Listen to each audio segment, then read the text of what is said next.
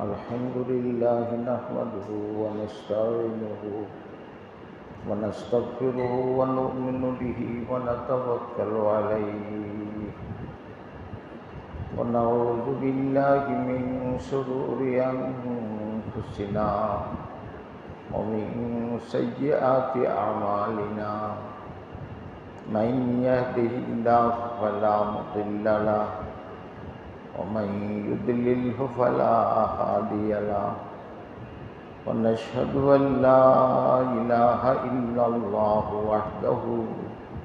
وحده لا شريك له ونشهد أن سيدنا ونبينا ومولانا محمدا عبده ورسوله صلى الله تعالى على خير خلقه محمد وآله وصحبه أجمعين أما بعد فأعوذ بالله من الشيطان الرجيم بسم الله الرحمن الرحيم إذا جاء نصر الله والفتح ورأيت الناس يدخلون في دين الله أفواجا فسبح بحمد ربك واستغفره إنه كان توابا بلغ العلا بكماله كشف الدجى بجماله حسنت جميع خصاله صلوا عليه وآله اللهم صل على محمد عبدك ورسولك وصل على المؤمنين والمؤمنات والمسلمين والمسلمات আলহামদুলিল্লাহ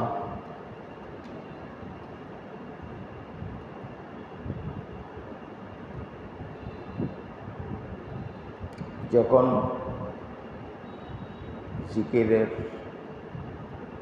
ওয়াজের নসিহতের মাহফিল বসে তো মিলিয়ন মিলিয়ন ফেরেশতা আছে যারা দুনিয়াতে ঘোরাঘুরি করে তাদের কাজ এইটাই ঘোরাঘুরি করে দেখে এরকম মাহফিল কোথাও হয় কিনা যখন হয় দেখে ফেরেশতার সংখ্যা কত এটা বলা সম্ভব না তখন ফেরেশতারা এটা ব্যাগ দিয়া গুরান দিয়ে বসে দাঁড়ায় একজনের কাঁধে আরেকজনের কাঁধে আরেকজন এইভাবে কাঁধে কাঁধে চড়তে চড়তে আরশ পর্যন্ত যায় কত ফেরেশতা যে আল্লাহ জানে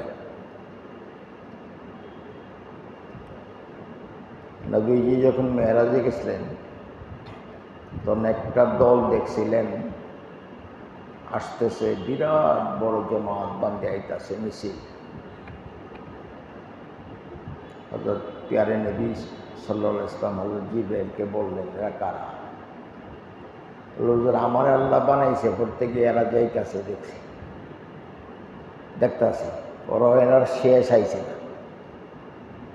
যাইতেই আছে কাজে যারা যায় আর ফিরে না সব যাইতেছে যে আল্লাহ পাক কোরআন শরীফে বলছেন যে আল্লাহর সৈনিকদের সংখ্যা মানুষে জানেই না, এটা আল্লাহই জানে কত।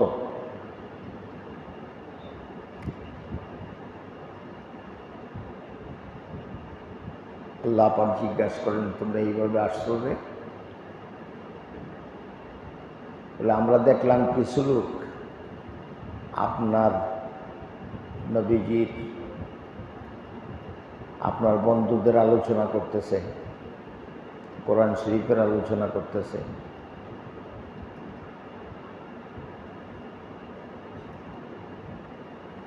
কাজেই আমরা এইভাবে আসলাম।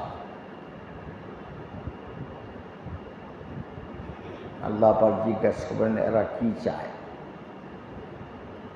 দোজখ থেকে বাঁচতে চায়। তোমরা সাক্ষী থাকো, এদের সবাইকে আমি দোজখ থেকে মুক্ত করে দিলাম। আর কি চায়? জান্নাত চায়। তোমরা সাক্ষী থাকো, এদের সবাইকে আমি জান্নাত দিয়ে দিলাম। এই দিনের মাহফিলে আখিরাতের আলোচনা, কোরআনের আলোচনা, প্যারে নবীজির আলোচনা, এই মাহফিল অনেক দামি। আপনি যদি খুব বড় একটা মাহফিলে যান দুনিয়ার, তো পত্রিকাতে আপনার ফটো উঠবে, আপনিও গলা বাড়ায় দিবেন ফটোটা উড়ানির লেগে, ঠিক না বেটি? এই ফটোটা পত্রিকায় উঠবো, পত্রিকা একজনে কিনবো, কিনে পড়তে পড়তে যাইব, বাচ্চা আছে যে হঠাৎ করে ফায়না দিচ্ছে, তো সময় নাই আপনার ফটোটাই কান্দে সিরিয়া ফায়না পরিষ্কার করবো। ঠিক কইছি না বেটি? ঠিক কইছি, কত না? আপনার আমার ফটোর এই দাম।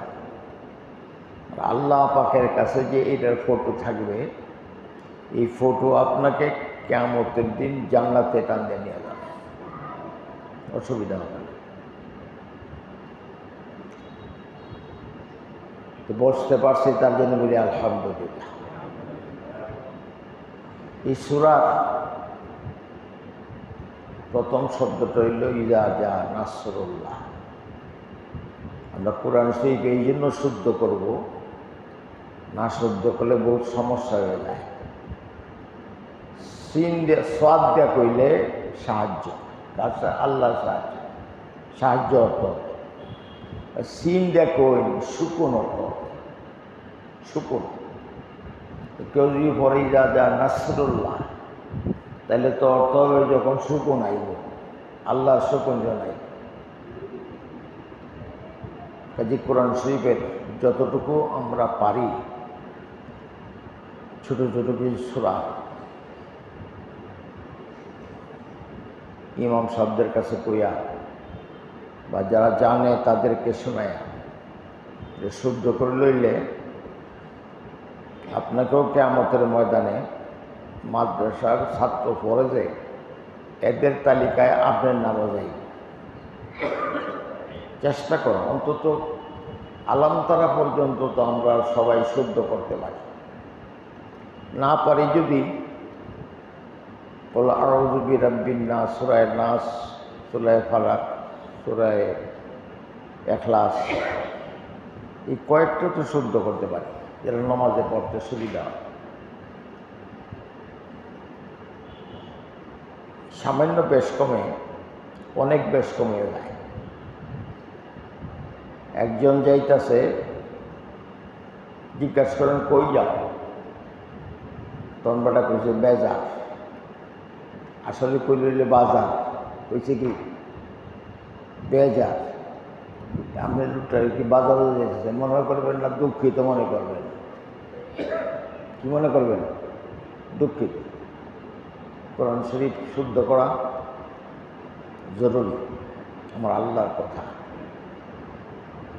অনেক সাহাবা ছিলেন যাদের ৩-৪টার বেশি সূরাই জানা ছিল না, এটাতেই চলছে। সারা কোরআন শরীফ খতম করার জন্য আমাদের কোনো হুকুম নেই। যতখানি পড়ো শুদ্ধ করে দাও। কী করো? শুদ্ধ করে দাও।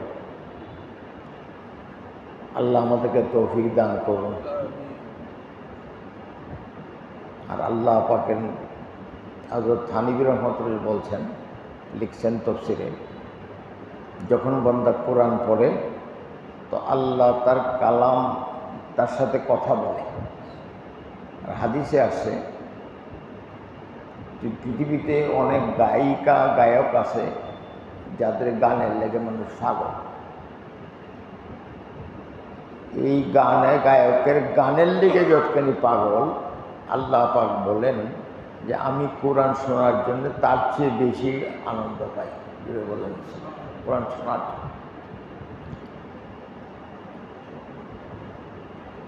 দিল থেকে পড়বেন, আদবের সাথে পড়বেন। আদবটাই মানুষকে মুক্তি দেয়, আর বেয়াদবি করলে সে মুক্তি পায় না। আপনি কি বাজারতে বিপির লেগে একটা শাড়ি কিনে নেন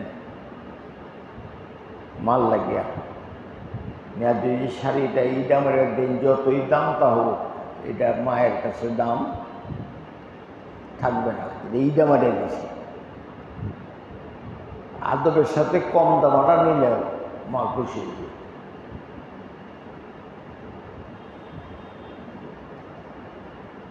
তো এই সূরার শেষে দিয়ে আল্লাহ বলছেন, বিজয় আসলে ফাসাব্বিহ বিহামদি রাব্বিক, তাসবিহ পড়ো, আলহামদুলিল্লাহ পড়ো, ওয়াস্তাগফির, তওবা করো। তওবার কথা বলছেন যে আল্লাহ, প্যারের নবীজিও প্রতিদিন 70 থেকে 100 বার তওবা করতেন। ওনার কি গুনাহ ছিল? না। কেন করতেন?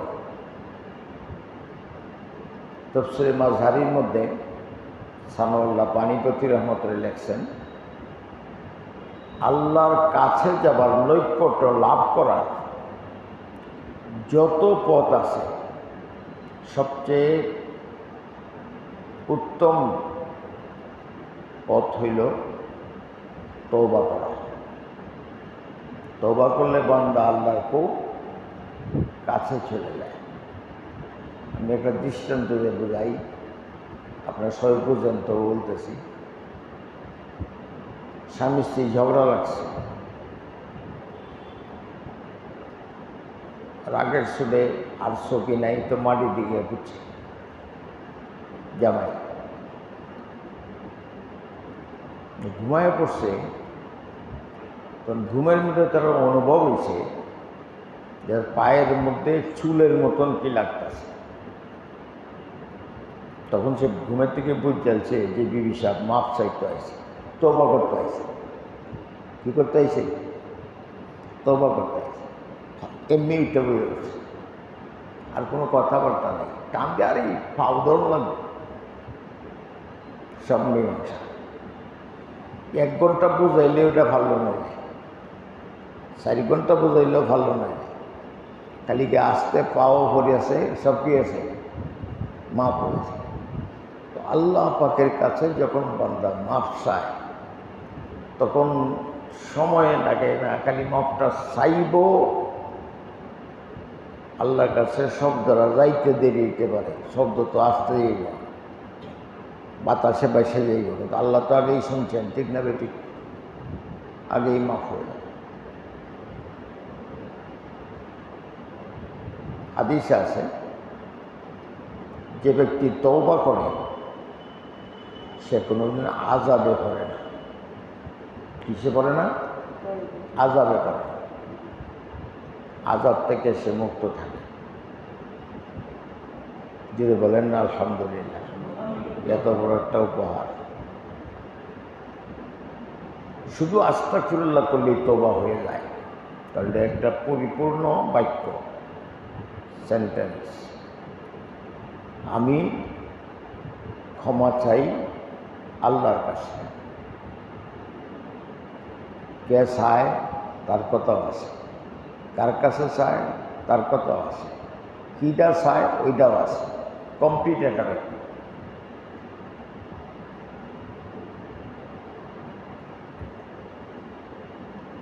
অনেকে ছেলে সন্তান পায় না,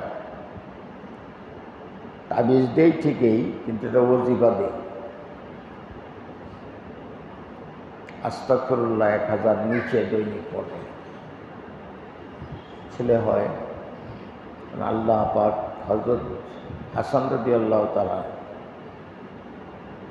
একজনে বলল যে আমার ছেলে হয় না।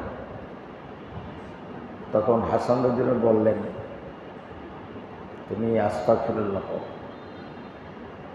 মারওয়ান তখন ক্ষমতায়, খুব বেজাল্লে লোক।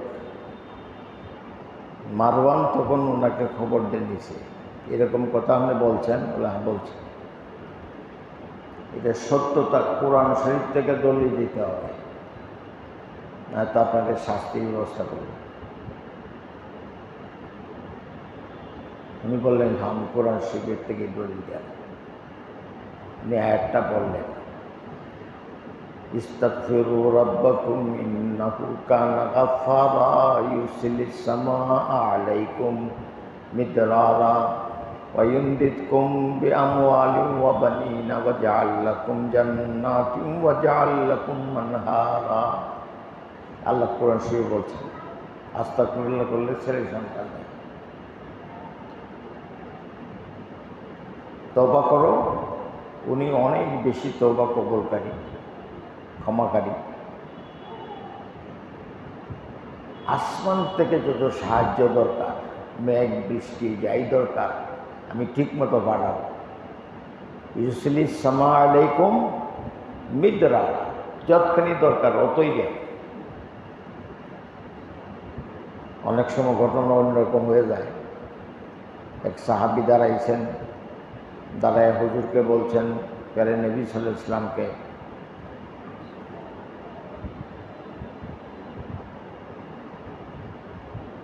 হুজুর বৃষ্টি নাই, দোয়া করেন।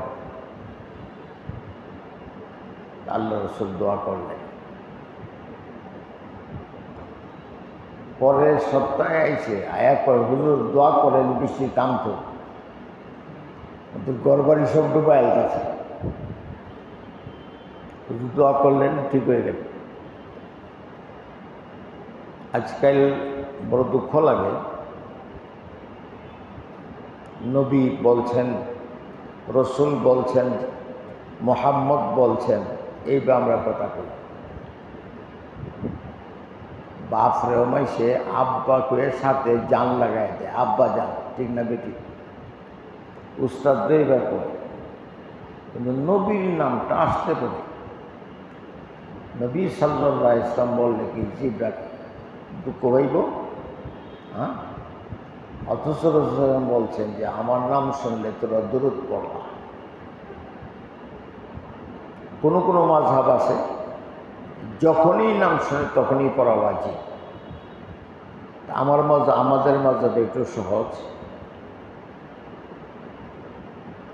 জীবনে একবার অবশ্যই পড়তে হবে নাম লইয়া, এটা ওয়াজিব।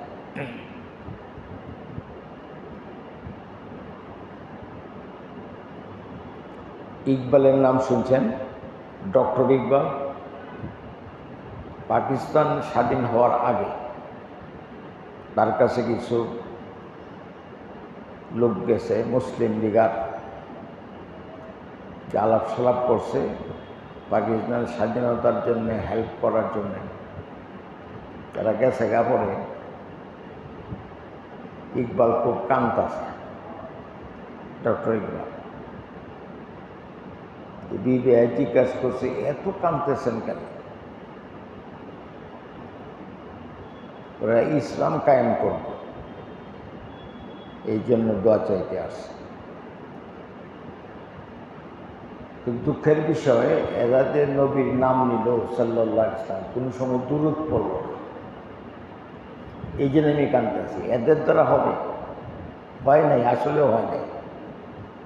পাকিস্তান হয়েছে, ইসলাম আসে নাই। কারণ ওই নবীজির প্রেম ভালোবাসা ছাড়া তার কাছ থেকে আশা করা ভুল। যে এখন থেকে আমরা এটা মনে মনে প্রতিজ্ঞা করি, যখনই প্যারে নবী সাল্লাল্লাহু আলাইহি ওয়াসাল্লামের নাম শুনবো তখন এই দুরূদ শরীফ পড়ব। মনে থাকবে যে সাল্লাল্লাহু আলাইহি ওয়াসাল্লাম বললেই তো হয়, একটু বেশি পড়ানো লাগে, ছোট্ট।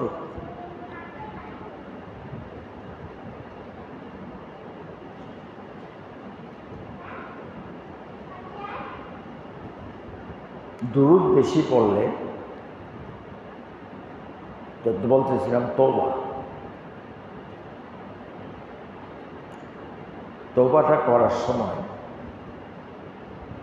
কয়েকটা জিনিস লাগবে।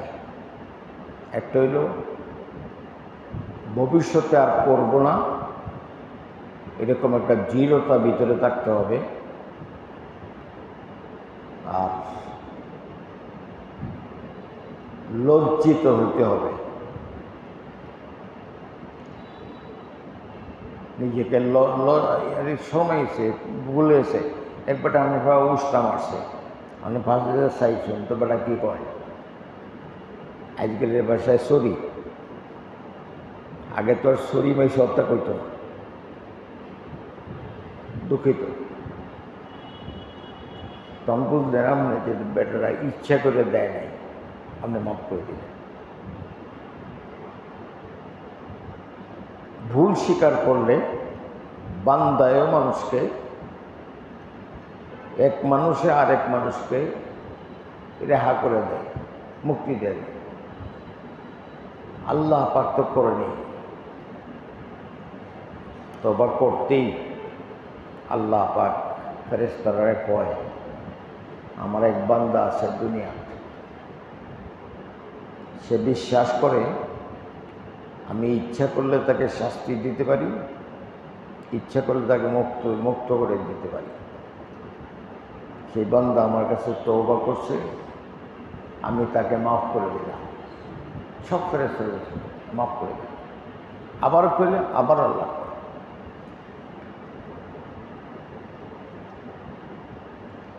ভুল করব না, হবে না, এইটা বাবা ভুল। আব্বা জানে ভুলে কি খাইছি, গন্ধমূল খাইছি না, লা তাকরাবা হাযিহি শাজারা, এই গাছের কাছে যায় না। শয়তানে ফট্টি মাটি মারছে, হাওয়া আলাইহিস সালাম রাজি হয়ে গেছে, লোনা খাইলাই, এটা খাইলে যে সারা জীবন বেঁচে তাও যায়, তো লো খাইলাই খাইছে। আল্লাহ পাক বলেন ইহবিতু মিনহা জামিআ, তোমরা সবাই এইটা থেকে বিদায় আসো। উখরুজ অর্থাৎ বের হোক। শয়তান আল্লাহ কইছে উখরুজ, বাইর। আর আদম আলাইহিস সালামকে হাওয়া আলাইহিস সালাম বলছেন ইহবিতু মিনহা জামিআ, তোমরা আসো, সব লয়ে যাও, সন্তানাদি সব লয়ে যাও, কান্দরিয়া সবেই যাও। হিবিতের মধ্যে আমরা জীবন এক সময় বলি আসি, আর কই জায়গা তো মাইসে কয় যাওয়ার নাই, কয় না আসো। আসর তো কি আসো।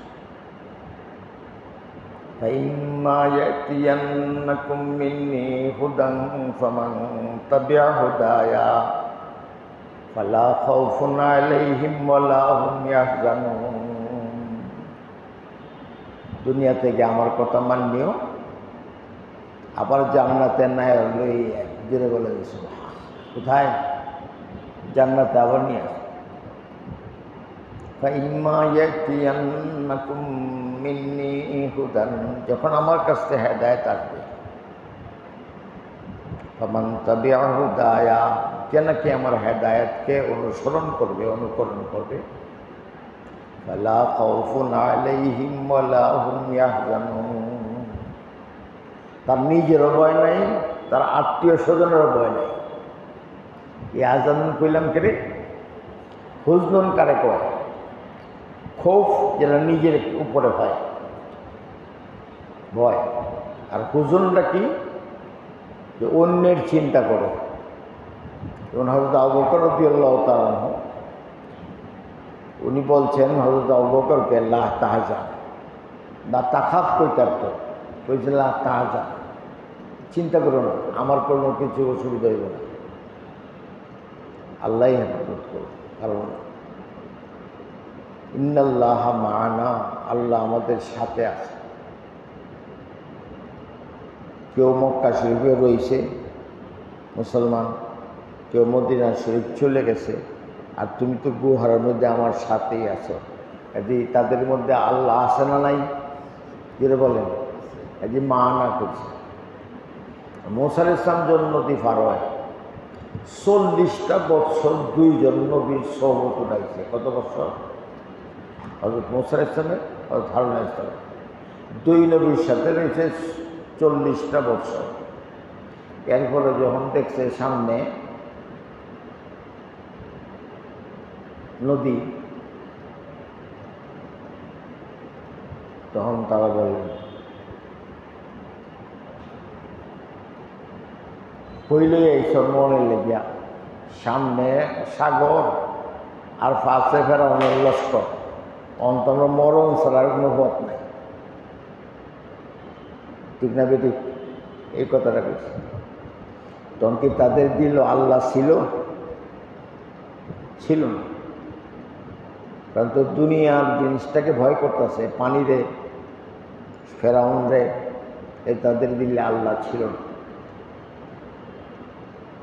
কাজেই হযরত মূসা আলাইহিস সালাম বলছেন, ইন্না মাইয়া রাব্বি, আমার সাথে আমার রব আছে, ফাসায়াহদিন, উনি সঠিক পথ দেখাবে। এরারেই আল্লাহ শাস্তি না দিয়ে পার হইতে দিল। তো নবী পাক সাল্লাল্লাহু আলাইহি ওয়াসাল্লামের উম্মত যারা, তারা এরকম করে নাই। বলি আলহামদুলিল্লাহ। মূসা আলাইহিস সালামের জায়গাতে ওনার কথা ঠিক আছে, আর নবীজির জায়গায় ওনার কথা ঠিক আছে। ইস্তেগফার অভ্যাস করি।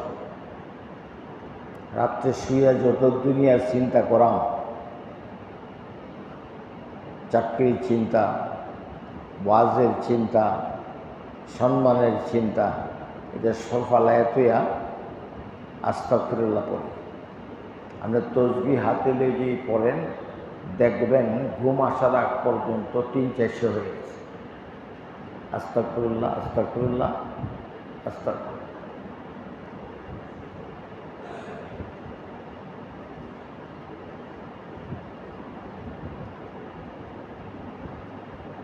আল্লাহ আমাদেরকে আল্লাহ পাক বেশি বেশি তওবা করার তৌফিক দেন। আপনারা শুনছিলেন যে হাফিজ হুজুর বটগাছ মারায় দাঁড়াইছে, মনে আছে ওনার কথা? উনি খালি বলতেন যে লন আমরা সবাই তওবা করি। কী করি? তওবা করি।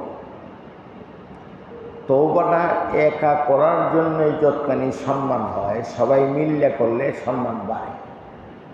ইস্তাগফিরু, তোমরা মিললে তওবা করো।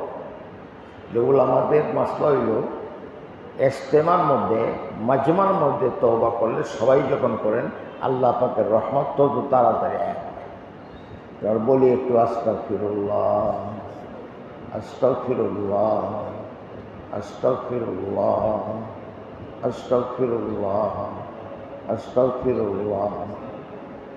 কারণ কোনো ইবাদতেই আমার ত্রুটি ছাড়া নাই। আচ্ছা, এমন কোনো দিন নামাজ পড়তেছ যে শুধু আল্লাহ ছাড়া দুনিয়ার কোনো কিছুই বেইনে ছিল না? দেবাটা নামাজ সামনে আনতাম।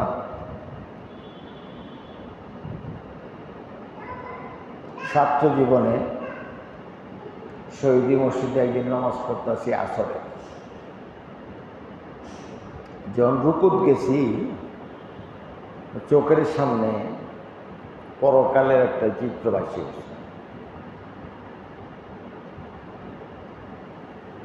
এই নামাজ পড়ে আমার ঠেলে কে গো,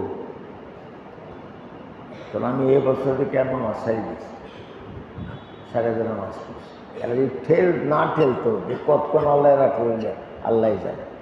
ঠেলো না তো দেখতে আসি না, দেখতে আসি না। এইরকমভাবে নামাজ পড়ার হুকুম আল্লাহ রাসূল বলে নাই।